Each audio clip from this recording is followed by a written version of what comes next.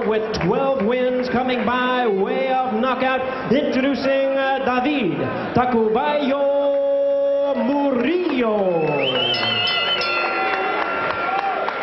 Currently ranked number 7 in the world by the WBC, introducing the undefeated Ricardo Rocky Juarez.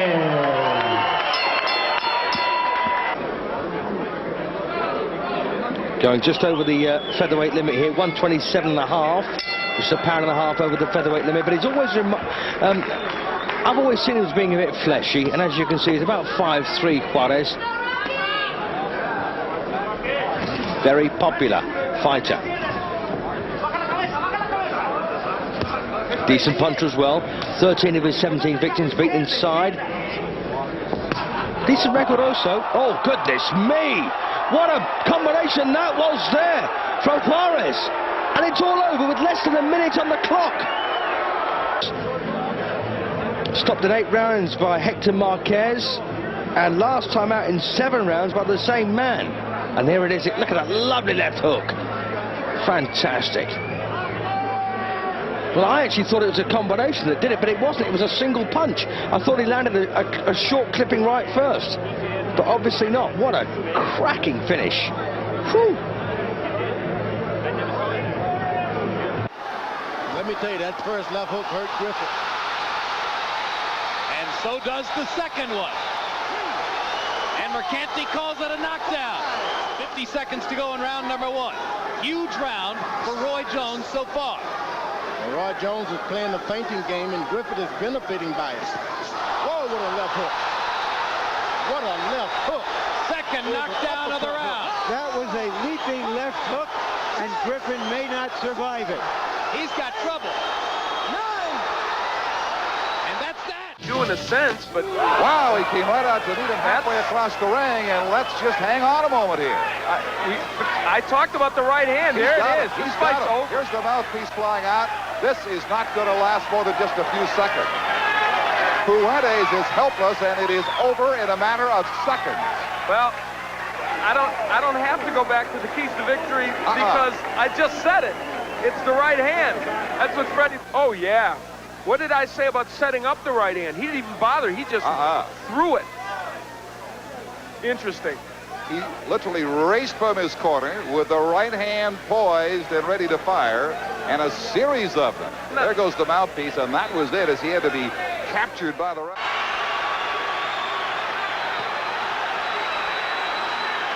A terrific, perhaps telling first round. Joppy goes down on a barrage of left hooks. 6, 7, 8. So just as he floored Vargas in the... Joppy walks into the Trinidad artillery, and down he goes. The big left hook, finishing that barrage. How much recuperative power does Joppy have left? And those 3 jabs right off the bat. Another good jab from McClellan. Sullivan missing with the right. And again, snapping the head back of Sullivan. McClellan does with the jabs. Boy, the more we talk to him, oh, the right hand staggers him. And another one, and down he goes. Fight's over. That's it. 40 seconds into the fight, Gerald McClellan with the first hard punch he landed, virtually ended it at that point. Beautiful, really beautiful setup by there we go. He just touches him with that jab, and bingo, right on the chin, and the mouthpiece almost comes out. His eyes really went in 4 different directions here. Here's another overhead view here. This is earlier in the round when he first landed McClellan first landed those solid jabs, backing up Carl Sullivan. And Sullivan really never got a chance to get on track here. Bingo. Oh, right on the side of the chin. And you can see him doing the funky chicken right there. He gets clipped with another right hand, and he's out. Is no. Julian Jackson to the first encounter. McClellan's come out with a real good jab, and a big right hand. Right off the bat, Jackson's in dire trouble. McClellan looking to finish him up seconds into the fight. Pummeling Jackson. I'll tell you what, if they're going to stop this, if he doesn't offer up a punch, this fight's going to be over. He should go down and take an 8 count. I'll tell you, it gets better than getting hit like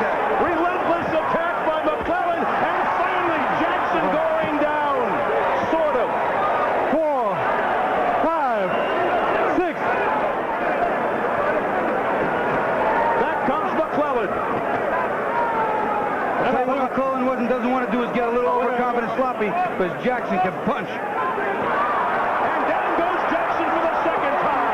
And this time he looks like he's crumpled for good. He hit him on top of the head on the way down, and I'm telling you, he is totally disoriented. He looks like he's not going to get up. He's through. Joe Cortez says it's over. And in the first round, Out of view of the referee, Joe Sowerby. Collins banging away. Collins has but 7 knockouts in his 21 wins. And there's a big right by Trice sneaking in. Trice a high knockout ratio. 39 wins, 32 by KO. Trice won his first 12 fights and then was shocked by Freddie Pendleton. There's a big right again by Trice, and Collins is in trouble. Collins could be out on his feet. Sowerby pushes Trice away, gives Collins time.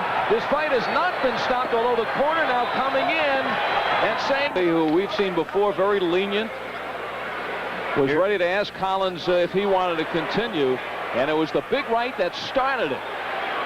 The combination, against those left-handed fighters, you throw in combinations because the one punch won't hit them. And here they are. Bing, bing, bing. Look at all these shots. Now right here, Ron Collins is defenseless. Look at his hands. Good call by the referee. He stepped in and pulled Tyrone. Well, not for nothing, the name Sugar. Various critics have gone so far as to compare Mosley's style to that of Sugar Ray Robinson, and there's one of the reasons why. Just as the 10-second warning sounded, it seemed that Taylor may have a relax. He told us he feels Norris is most dangerous the first 3 rounds. You don't have to be a prophet to know that. Down he goes! A crunching left hook by Kerry Norris. Well, he wasn't able to weather that storm for 3 rounds, at least not yet. He has a good jab. He's going to have to use it now, but his legs are not under him. Okay. And a long way to go. Just under 2 minutes in round 1. And that's what sends the difference in class. It could be over. Gaddy goes down through the ropes. Referee David Avalos has to help him back up. We haven't gotten any official signal. Actually not, if you're going to face a Julian Jackson, who is very good. Good right hand by Jackson. Jackson looking to air it out here in the very first round. Milton foolishly holding on to the rope instead of covering up. He is very apprehensive and tight. All that ring rust is showing. He certainly doesn't look like he belongs in the ring. Looking to end it in the opening round.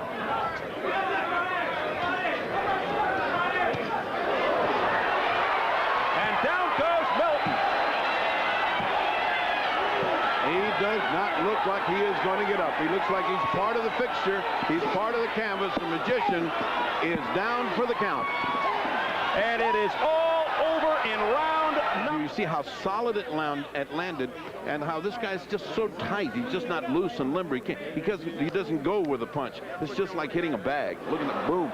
It's just that's unfortunate. He was too tight. He didn't get a chance to catch himself and start in his own rhythm. It's Jackson, who's one of the great finishers in boxing, finally puts the quietus on the hapless magician. And there goes Dennis Milton and part of the canvas. No magic tonight. It was just a straight, hard performance by a really good champion in Julian Jackson. Let's take another look at that. The right hand that lands alongside of his face just short circuits all the neurons, and there is nothing. Coming up. Wilson tries a right hand across the top. Tua lands a short left. First down, Wilson, or first time Wilson's ever been down. Can he beat the bell? Can he beat the bell? No, he can't. He's counted out. Another first round knockout for David Tua. Clean as a whip. As it happened, Larry, George put his hand on my arm as if to say, that's the end of that. And sure enough. Just stepped back and drove that left hook. Just watch how he steps back. Boom. Woo. That's one of those 8-inch punches you don't see much of anymore, George. No, he had to extend it a little bit this time. When he was closer, he couldn't do it, but this guy gave him just enough room. And let me tell you. And that's what you want when you've got a good left jab, is to make the guy follow you around. Hard right hand by Galata, deposits It's Grant right on the seat of his pants. And a sheepish little grin on Grant's face as if to say, where did that come from? And Grant must be dazed and hurt because he got up too quickly and ran close to Galata. Galata got to make sure he finished it correctly. Galata to the body as Grant holds on upstairs. Galata was looking to shoot a right hand over the jab and beat him to the punch. He's landing his right hand leads. So we have blood and a knockdown already in the first round. And it wasn't just a knockdown. Grant's legs were buckled, one on top of the other. Well, we know Galata. Now Grant knows it too. Second knockdown of the round.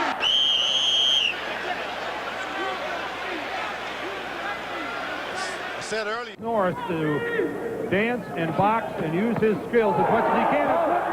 From North, and Mugabe is staggered. John Mugabe goes down. A left from Terry Norris drops John Mugabe. Mugabe is up and on Queer Street. Oh, this crowd is stunned. John Mugabe dropped his mouthpiece. Here's where Mugabe will need all the experience. He'll be a knockdown in round one, Dan. Oh, and that right from North. Floyd stiff in the legs of Mugabe. And John Mugabe is helpless. Holding on. This is clearly a pro-Mugabe crowd. John lived here in Tampa for a number of years. Oh, that right from Terry Norris. And still Mugabe will not get up. Terry Norris with the right finishes it here in round one. Terry Norris, the new... The Ibeabuchi fight was unbelievable. Yeah, they've both been in those type fights. On the other hand, this could become a chess match if Moorer is able to box for 36 minutes, or for 30 minutes, I should say. Scheduled for 10, not for 12. David Tua gets in 2 body punches early. To the ribcage of Moorer, and down goes Moorer. I say Moore's leading in. He's not moving at all. It's over with. There's a 30-second knockout right there. And that's what makes David Tua David Tua. Well, it was more of a right hook, I think. Yeah, right swept it a little, you're right. And Moore didn't even see it. Fighting in too close where he's not effective, and the guy with the short arms is extremely comfortable in that position. Well, Michael Moorer said, no matter what happens, even if I lose the fight, that's not the end of me as a contender, because lots of things can happen in the heavyweight division. Well, they're coming very close with those hard punches, but not landing. They are not landing. Oh, right hand by Lockwood, and Mayweather is down. The champion Mayweather is down in this opening round. He's not getting up. He's not getting up. We've got a new champion.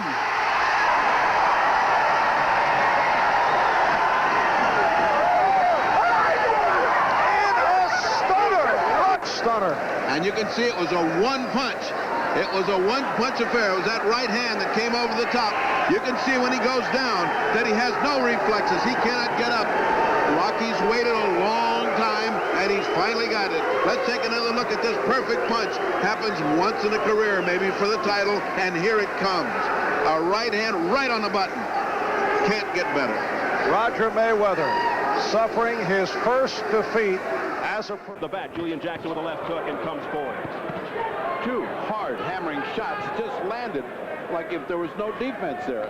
You know, it's what we talk about when a guy comes up against a real champion. He's never been in against that talent. What's happening is what's happening right now. He's getting his... There he goes for the left hook. Seconds into the fight. The crowd is down.